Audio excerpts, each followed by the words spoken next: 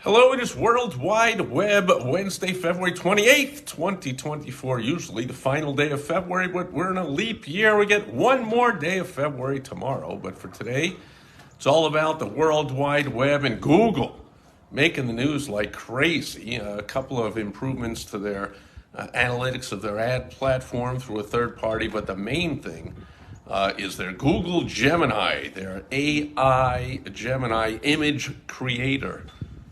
Completely haywire. And the news came out last week, I think, or a few days ago or over the weekend. They've paused the program to improve it. Apparently, it was absolutely out of this world, woke, DEI, Marxist, communist, all that critical race theory nonsense, whatever you want to, whatever images you were calling for. So I called for a few images on one of my local sites here in Scottsdale, Arizona, and my beautiful wife Michelle, we were going through the site and looking at the articles and the images, and she was like, "What's that all about?" I hadn't really even looked at it that carefully, and I was like, "Oh, look at that!" It was some event going on in Scottsdale, and the whole audience was full of people in turbans. And when I'm like, all right, well, there's some people, I'm sure, in turbans that are around here in the U.S., but like predominantly the whole Scottsdale audience was people in turbans. I'm like, they must think we were in India or Pakistan or wherever, but I'm like, okay, whatever. Then we looked at an image that was made up for a local Scottsdale restaurant, and the waitress clearly was a woman in a dress and had a beard. And that's when we were like, all right, I got to go back and give it better instruction here. AI, you really got to tell it what to do, these chatbots. And, I'll go back, I got to fix these images. Well, then the next day, the news came out that apparently this Gemini image creation was completely off. If you asked it for an image famously of George Washington suddenly was black. And if you asked for an image of the Pope, came out as a woman, or I'm sure you saw the news story and whatever. So they've shut the whole thing down, and anyone that was using it, including me, for multiple websites, got to wait until they fix it and get it back up again. I mean, give me a break. These, between ChatGPT and Google Bard, now called Gemini, they really are overly woke and racist and anti-white people, and white people are evil, and anyone that's not white is good, and all kinds of craziness. So that not great for Google. Word came out about their antitrust case, not so great for Google. And then, most ridiculously of all, I mean, you have to be really suspect of this one. An email went out, or I think it was an email, a message went out on social media last week, apparently, obviously completely fake. But at the time, lots of people thought it was real. The announcement from Google, hey, we're ending the Gmail program as of a few months from now, whatever. So as of now, we're going to fail. We're no longer going to update it or support it. Gmail is the most popular email platform in the world. I think has a couple of billion users. Give me a break, as if they're just going to suddenly shut that down. But people believed it and went crazy and I hate Google and Google sucks and what are you doing and they're messing me up and what am I going to do and all this kind of nonsense. And then, not suspiciously at all, around the same time, Elon Musk comes out with an announcement, hey, I'm going to release Xmail. We're going to be having our own X email platform, in other words, to compete with Gmail. And the questions, of course, come out of in what way is Xmail going to be better than Gmail? Not to mention, fairly not suspect at all that announcement comes right after this spoof fake email about Gmail ending the program. So anyway, Gmail all over the news, not so great for them, but when you're the 800-pound gorilla in the room, when you're the giant, when you're number one, people are going to come after you. So Google is used to this. People come after them. I do have to say, and I've been saying it for years, nothing lasts forever. Nothing's too big to fail.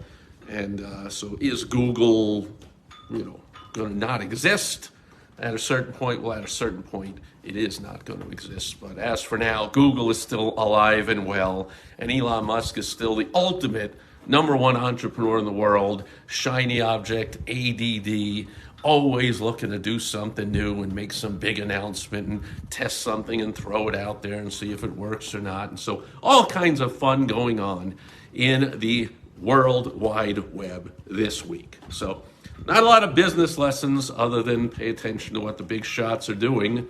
And if you want to be a big shot yourself, you may want to emulate what they're doing.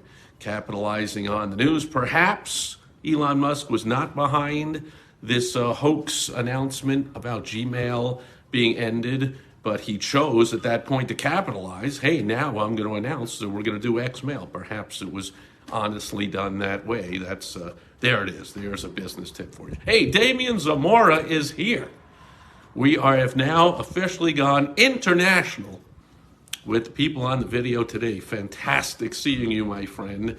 Check out, I hope the weather, I'm sure, it's spectacular. Where you are in Mexico, south of the U.S. border here, but we're experiencing a beautiful winter sunset with quite a bit of wind that is up in the mountains here. We do get more wind than lower down in what's known as the valley in the Phoenix area, but a little chilly, windy, and cloudy here. I think perhaps a little rain tonight, which we could use. And did I spoil Michelle? Number one, I always spoil my beautiful wife, Michelle. And yes, she had her birthday last Saturday. She had an entire birthday week of presents and lunches and get-togethers with the ladies of this and the ladies of that and the Red Hat ladies singing to her in the Mahjong club that she runs for our community. They're all, in fact, I think she told me her birthday week needs to continue this week because the Mahjong ladies, a couple of ladies weren't there and they want to sing happy birthday and celebrate her again this week. And so she's just having a blast.